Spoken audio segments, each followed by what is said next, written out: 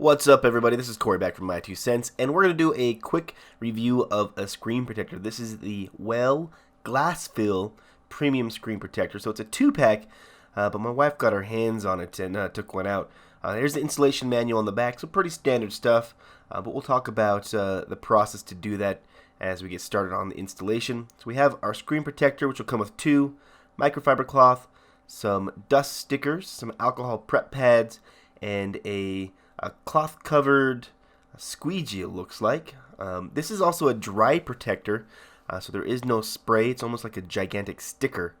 We're going to start off by using the alcohol wipe first to clean the phone, make sure there's no marks, dust, dirt, any gunk on the phone that needs to be removed. So just spend a little bit of time making sure it's nice and clean.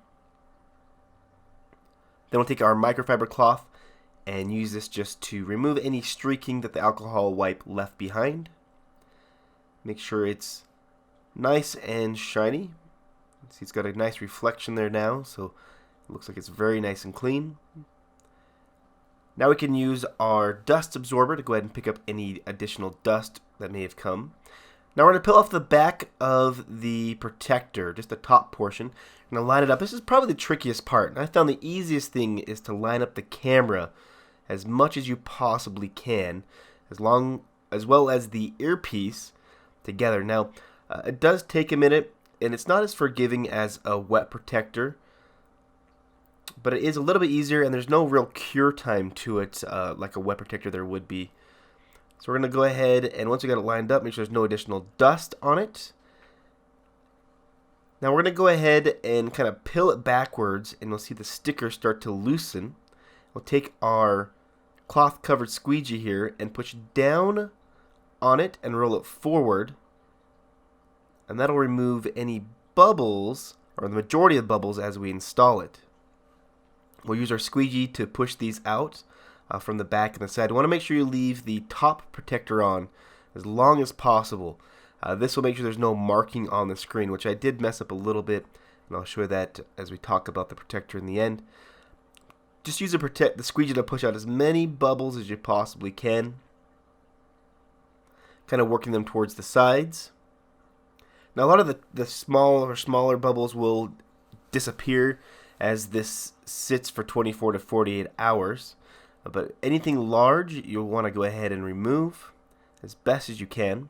Now this is really nice compared to a wet protector, as the corners of the sides adhere immediately. You just press them down.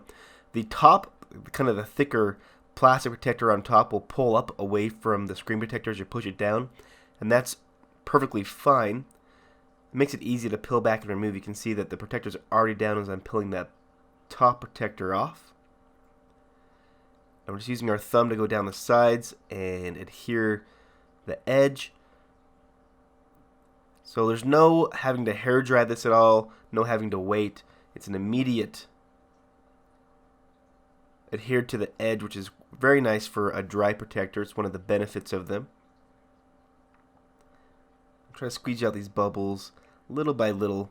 To spend some time, it does pay off in the end to work these bubbles out. And you don't want to put a ton of force on them as you move them up. You want to just kind of give them a mild push. That way they pull out versus kind of adhere underneath the sticker as you push it down even harder. So just work your fingers around the edges, make sure everything's nice and in place. So here is the finished product on this one. Now I do have a bubble and a little bit of a wave portion where I squeegeed after.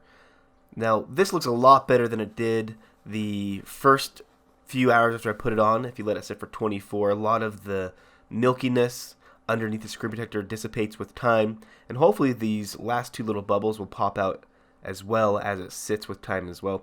The nice thing about this protector is it doesn't have that orange peel effect. They say GLASSFEEL because it does feel very, very, very smooth, like glass. So that's something that I definitely like about the protector.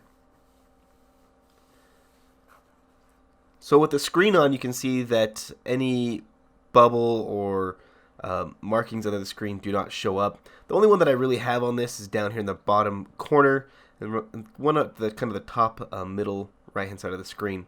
Another benefit is it is case friendly.